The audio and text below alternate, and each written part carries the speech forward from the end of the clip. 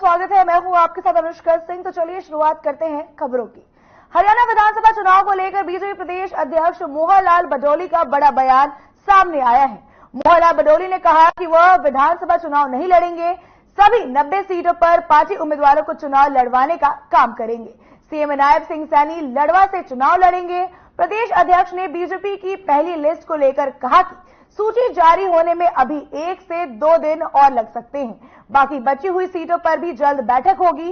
केंद्रीय चुनाव समिति की बैठक में सभी 90 सीटों पर चर्चा हुई है। केंद्रीय चुनाव समिति की बैठक में सभी 90 की 90 विधानसभाओं पर चर्चा हुई और उसको शॉर्ट लिस्ट कर लिया गया है। कुछ अभी 2 दिन का समय और लगेगा। 2 दिन के बाद फिर दोबारा से बैठक होगी, तब उस पर निर्णय करेंगे। अभी किसी भी प्रकार का कोई भी निर्णय हुआ नहीं। सर 1 तारीख से पहले टिकट नहीं आएंगी क्या सर अनाउंसमेंट भाजपा की? जैसे ही केंद्रीय चुनाव समिति की तरफ से कोई संदेश आएगा फिर बैठना होगा। और अभी सभी की सभी विधानसभाओं पर नाम की चर्चा हुई है, कोई भी फाइनल नहीं हुआ है। सभी के नाम शॉर्ट लिस्ट किए गए, उसके बाद दोबारा से बैठना होगा। केंद्रीय चुनाव समिति की बैठक में सभी 90 की 90 विधानसभाओं पर चर्चा हुई और उसको शॉर्ट लिस्ट कर लिया गया है। कुछ अभी 2 दिन का समय और लगेगा। 2 दिन के बाद फिर दोबारा से बैठक होगी, तब उस पर निर्णय करेंगे। अभी किसी भी प्रकार का कोई भी निर्णय हुआ नहीं। सर 1 तारीख से पहले टिकट नहीं आएंगी क्या सर अनाउंसमेंट भाजपा की? जैसे ही केंद्रीय चुनाव समिति की तरफ से कोई संदेश आएगा फिर बैठना होगा। और अभी सभी की सभी विधानसभाओं पर नाम की चर्चा हुई है, कोई भी फाइनल नहीं हुआ है। सभी के नाम शॉर्ट लिस्ट किए गए, उसके बाद दोबारा से बैठना होगा। केंद्रीय चुनाव समिति की बैठक में मुख्यमंत्री नायब सिंह सैनी ने केंद्रीय मंत्री मनोहर लाल से मुलाकात की। ये मुलाकात मनोहर लाल के आवास पर हुई। इस मुलाकात के बाद सीएम सैनी ने बीजेपी हरियाणा विधानसभा चुनाव प्रभारी धर्मेंद्र प्रधान से भी मुलाकात की।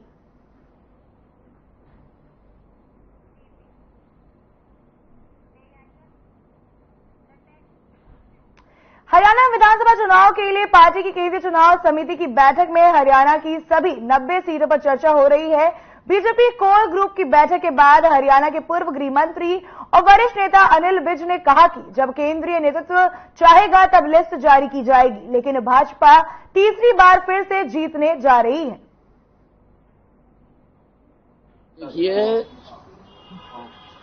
55 नाम चुनाव जीतों की लिस्ट है और वो नाम देख के आप भी कहेंगे कि भारतीय जनता पार्टी डंके की चोट पर चुनाव जीतने जा रही है। बाकी नामों का भी जल्दी फैसला हो जाएगा। लिस्ट तो शायद देखो जब केंद्रीय नेतृत्व चाहेगा वो आउट हो जाएगा, लेकिन बीजेपी तीसरी बार फिर जीतेगा। सर राज्यसभा सांसद लोकसभा सांसदों को इस बार मौका दिया जाएगा? देखिए ऐसा मैं को सारा बता नहीं सकता हूँ। ये मैंने जो जितना मेरे डोमेन में था मैंने बता दिया। अब बाकी तो बताएंगे बड़े नेता। सर 35 सीटों के लिए कोई बैठक होनी हो कुछ?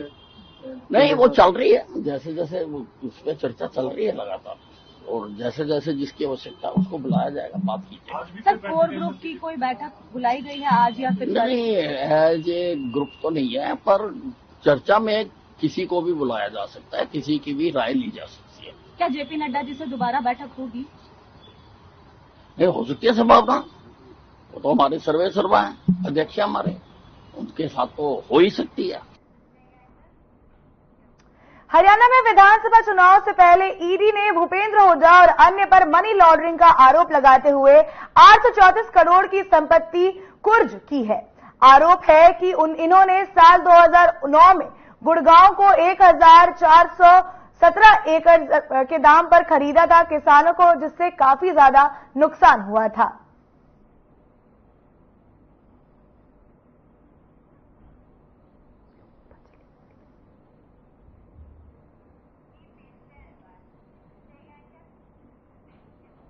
अनुसूचित जाति आरक्षण को लेकर कल अनुसूचित जाति के लोग फरीदाबाद की दौलत रामशाला में होंगे। एकत्रित बड़े कार्यक्रम का आयोजन किया गया है। दरअसल हाल ही में माननीय सर्वोच्च न्यायालय द्वारा आरक्षण को लेकर जो ऐतिहासिक फैसला दिया गया है, उसे लागू करने को लेकर अनुसूचित जाति के लोग लगातार लड़ाई लड़ रहे हैं।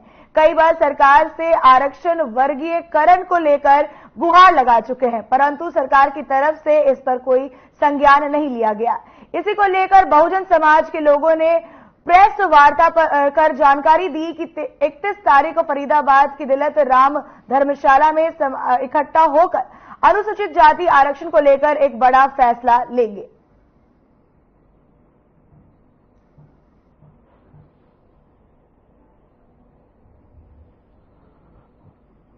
ये वर्गीकरण लागू कराने के लिए हमने काफी एफर्ट्स किए, सम्मेलन किए, हर जगह एक जगह नहीं कम से कम 15 जगह हमने बड़े बड़े सम्मेलन किए, बड़ी बड़ी मीटिंग की। फरीदाबाद में 16 सेक्टर अनाज मंडी में किया, पलवल में भी किया, कैथल करनाल में सीएम साहब के हाउस के नजदीक हमने वाकया मंडी में किया, फिर सीएम साहब के हाउस तक हम गए उनको बनाने के लिए। ये वर्गीकरण का फैसला उस टाइम सुप्रीम कोर्ट का फैसला नहीं आया, ये अब की बात है। अब सुप्रीम कोर्ट का फैसला है तो वो हम पहले ये कहते रहे कि जो सुप्रीम कोर्ट में केस चल रहा है उसके अनुसार हम कर देंगे। सीएम साहब को, जो अब सीएम साहब हैं, ये उस टाइम अध्यक्ष थे और पटौदी में हमारा एक सम्मेलन हुआ था अनाज मंडी में, बालूराम मास्टर जी थे, उन्होंने सम्मेलन किया। तब ये सुधा यादव जी ये सब आए थे। जब ये कहते भी आपकी मांग तो ठीक है, इसमें सामूहिक जो विशेष तौर पर हमारे जो महान व्यक्तित्व हैं उनसे मिलकर के चर्चा की जाएगी और निर्णय के बारे में कल आपको अवगत करा दिया जाएगा। क्या लगता है कि जो कल का निर्णय होगा वो बेहद खास होगा, क्योंकि ये जो मुद्दा है ये बहुत ज्यादा ज्वलनशील मुद्दा, बिल्कुल आप सही कह रहे हैं, पत्रकार बंधु बिल्कुल सही कह रहे हैं। ये निर्णय आजकल जो ज्वलनशील बन चुका है और इसमें अपने हित को देखते हुए ही हमारा डीएससी वर्ग जो है जगह जगह पर आंदोलन कर रहा है और सरकार को ज्ञापन दे रहे हैं, अधिकारियों को ज्ञापन दे रहे हैं। और उसी कड़ी में कल हम अपना जो है कल जो आयोजन कर रहे हैं बैठक सभा का, उसमें भी हमारे जो महान व्यक्तित्व जो आएंगे वो इसके बारे में अवश्य कोई निर्णय अच्छी लगेगी। सरकार से आपने बातचीत की है, सरकार अभी तक उस फैसले को लागू नहीं कर पाई, तो इसका खामियाजा विधानसभा चुनाव में हो सकता है किसी पर्टिकुलर पार्टी को। हम इतना चाहते हैं कि जो भी सरकार हमारे पक्ष में आती है वो अपने मैनिफेस्टो में, अपने घोषणा पत्र में इसको दर्ज करके हमें दिखाए।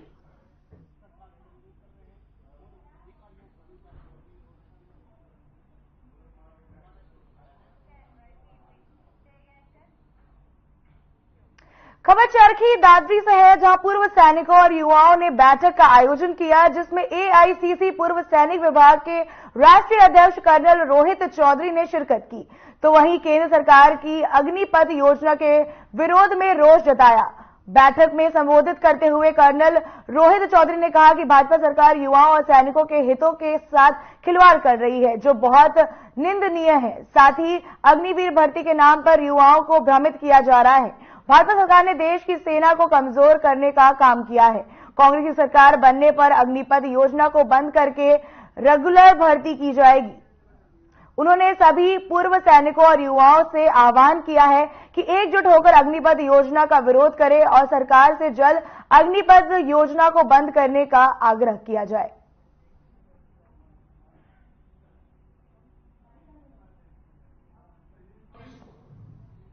देखिए, सैनिक, पूर्व सैनिक, युवा, किसान, ये सब हरियाणा के जुझारू जय जवान, जय किसान और जय पहलवान के परिवार के हैं। यहां पर हमने जो आज बैठक रखी थी उसका मेन उद्देश्य ये था कि जैसे हमने सेंटर के चुनाव के लिए, लोकसभा चुनाव के लिए राहुल गांधी जी ने जिस तरह से पाथ ब्रेकिंग मूवमेंट न्याय पत्र दिया था, उसका संदेश यहां तक ले जाएं। और जिस तरह से हमने अग्निपथ योजना, अग्निवीर जिसके तहत रिक्रूट किए जाते हैं, उसके खिलाफ पूरे देश भर के अंदर एक मूवमेंट चलाया था, एक आंदोलन चलाया था, एक जन आंदोलन खड़ा हो गया था और देश में उसका बहुत बड़ा असर पड़ा और देश की सुरक्षा से ये खिलवाड़ था। तो उस जन आंदोलन के लिए अगले हरियाणा के चुनाव में लाने के लिए हमने ये बैठक की है।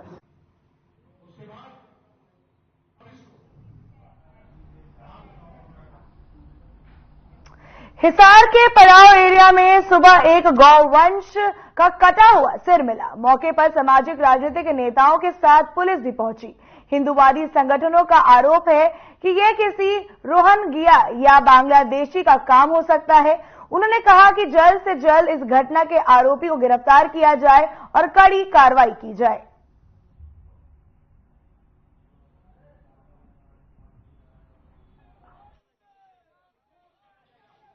नरेश बंसल जी हमारे हिंदू समाज के यहाँ प्रधान हैं। उनका फोन आया, कपिल जी त्रिवेणी के अंदर ना गौ माता की गर्दन काट दी गई है, आप तुरंत प्रभाव से यहाँ के देखो, सारा मामला देखो।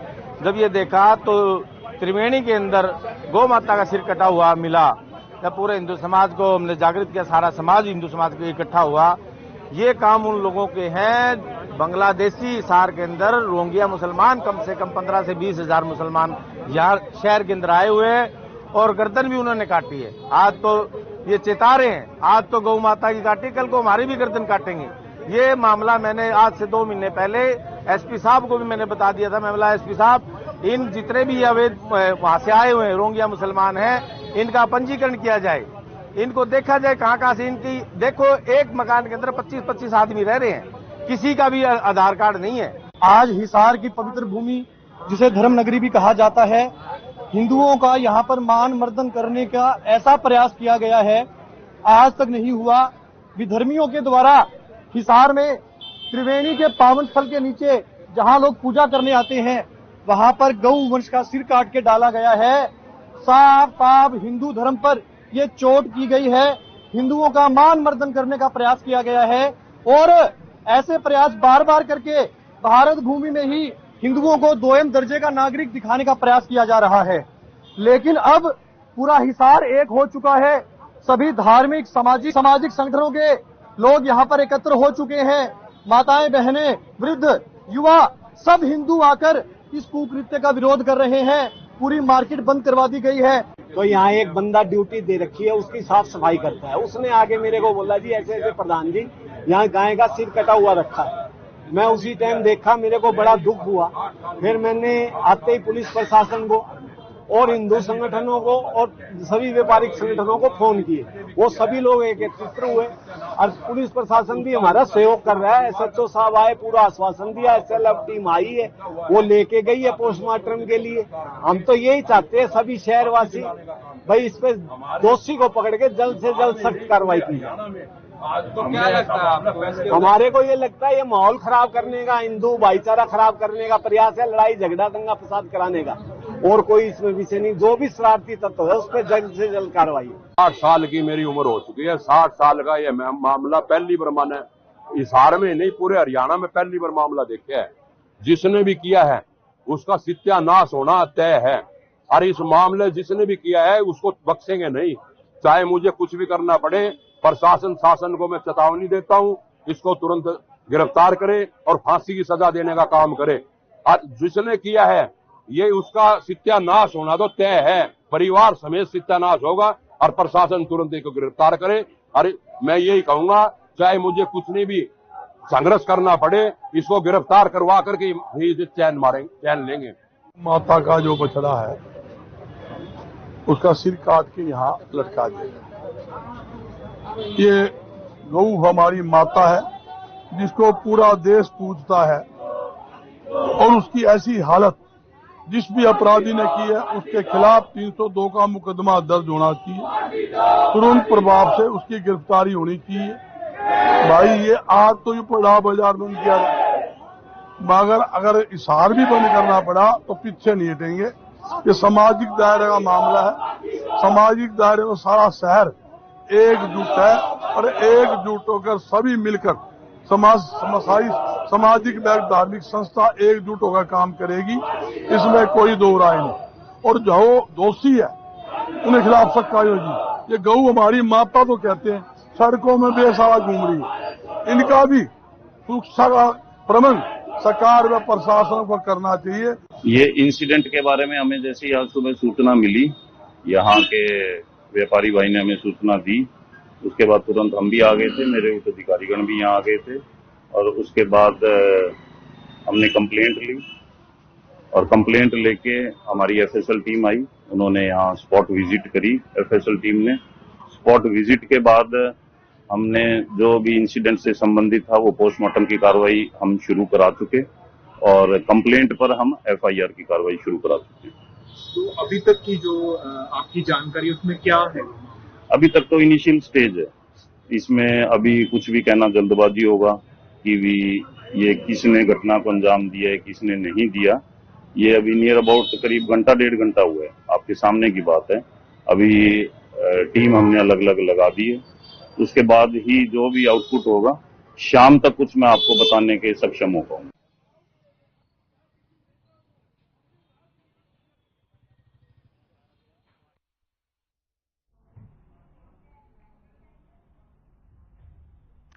हल्के के लजवाना कला गांव की लाडली मानसी लाटर ने जॉर्डन के ओमान में चल रही अंडर 17 वर्ल्ड कुश्ती चैंपियनशिप में बेहतरीन प्रदर्शन करते हुए फाइनल मैच जीता है।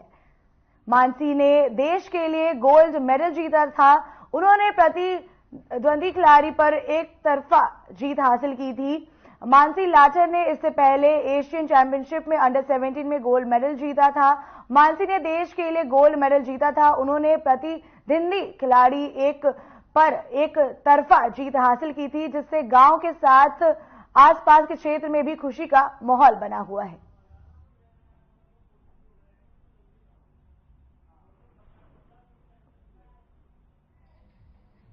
आज जो हमारी बहन थी मानसी लाटर, इसके मान सम्मान का प्रोग्राम था, तो यह वर्ल्ड चैंपियनशिप में गोल्ड मेडल लेके आई है 73 किलोग्राम में।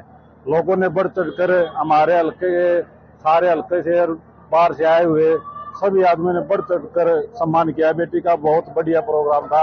आगे हम कामना करते हैं हमारी बहन बेटी ओलंपिक में गोल्ड मेडल लेके आए 2028 में। इस पे तो बहुत खुशी है कि सभी ने इसका इतना अच्छा आदर सत्कार किया है और ये मेडल लेके आई है, सभी को खुशी है और आदर सम्मान कर दिया, इसमें तो बहुत बड़ी बात है। और इसकी हमारी भी यही कोशिश रहेगी कि बड़ों का और आदर मान ये भी रखे और आगे ओलंपिक में भी गोल्ड मेडल लेके आए। बचपन के अभाव बहुत अच्छे थे इसके, तभी तो एक हमारा परिवार ही पहलवानी से है और हमारे बच्चे वो है ना पैदल चलना भी मैट से ही सीखते हैं, तो वो हाव भाव तो वहीं से स्टार्ट हो जाते हैं हमारे पहलवानी के, तो स्टार्टिंग से ही सीख रही है। आगे तो ओलंपिक की टारगेट यही है सीधा हमारा, तो ओलंपिक में गोल्ड लेना। हाँ जी, बहुत बहुत ज्यादा खुशी हो रही है। मैं सभी को धन्यवाद कहना चाहूंगी मेरे को इतना प्यार देने के लिए और इतना आशीर्वाद देने के लिए। अगला लक्ष्य क्या रहेगा? 2028 ओलंपिक की अगला लक्ष्य मेरे पूरे परिवार को देना चाहूंगी।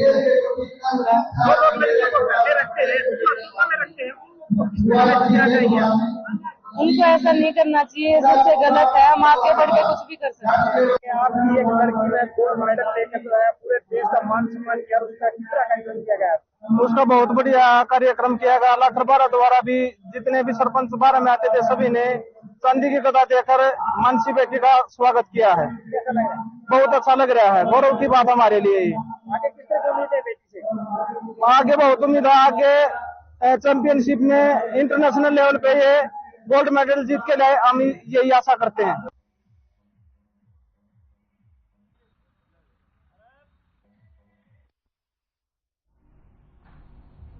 यमुनानगर के सडोरा में मासूम के दुष्कर्म का मामला सामने आया है।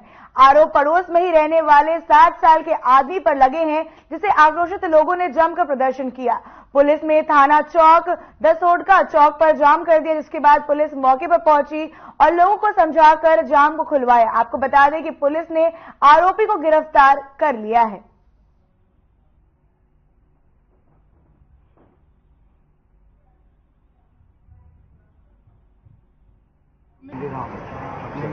कितनी उम्र है इसकी? 60 साल उम्र। तो आपको किसने बताया अभी ऐसी दरिंदगी हुई है? मेरे पास फोन गया है। अच्छा, तो आपके घर पे आता जाता था पहले? किसी जानकारी कैसे हुई आपके घर पे? जानकारी पड़ोस में क्या काम करता है वो? में ऐसा रखी हुई है। हाँ जी, क्या बात हुई है? लड़की है जी, 8 साल की लड़की है। हाँ जी, उसकी लड़की के गला गलत काम कर दिया, गैर का पैसा ले कर वहाँ से। कितनी उम्र का था आदमी वो? बुढ़ा आदमी है, 50 साल का आदमी है, बुढ़ा। तो इसके बारे में आपने कंप्लेंट करी? कंप्लेंट तो करी होगी, बेचारे जब पुलिस वाले बैठा कंप्लेंट करी। तो किसने देखा है? देखा कि माँ ने देखा, खुद छोकरी की तो जुतियाँ बिठाई, उसका कपड़े बिठाए उसी लड़की की माँ ने देखा, लड़की की माँ ने पकड़ने रोड़ा नहीं पाए, दौड़ गया। हाँ, एक बच्ची है, उसके साथ में गलत हरकत करी है एक आदमी ने, तो उसके कारण से लोगों में आक्रोश था और उसके कारण से ही उन्होंने अपना ये चौराहा जाम किया था। उसको हमने अरेस्ट कर लिया है और उसके खिलाफ कार्रवाई कर रहे हैं। सर, बच्ची की उम्र क्या बताई जा रही है? सॉरी, बच्ची की उम्र क्या है? बच्ची की उम्र 10 साल के करीब बता रहे हैं। उसके पिताजी, मम्मी पापा वगैरह साथ में हैं। तो आरोपी कहाँ का रहने वाला है? जी, ये सडौरा का ही है जी। उसकी कितनी आयु है? उसकी 60 साल के करीब है।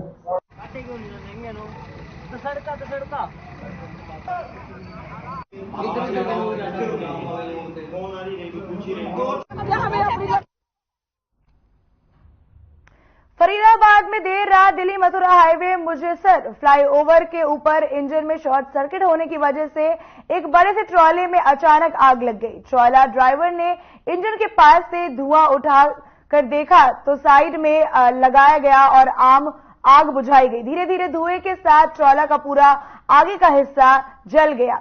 सूचना मिलने के बाद मौके पर पहुंची फायर ब्रिगेड की टीम ने ट्रॉला में लगी आग को बुझाया।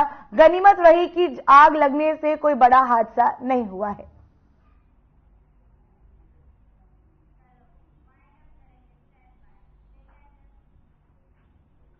इस बुलेटिन में फिलहाल इतना ही। नमस्कार।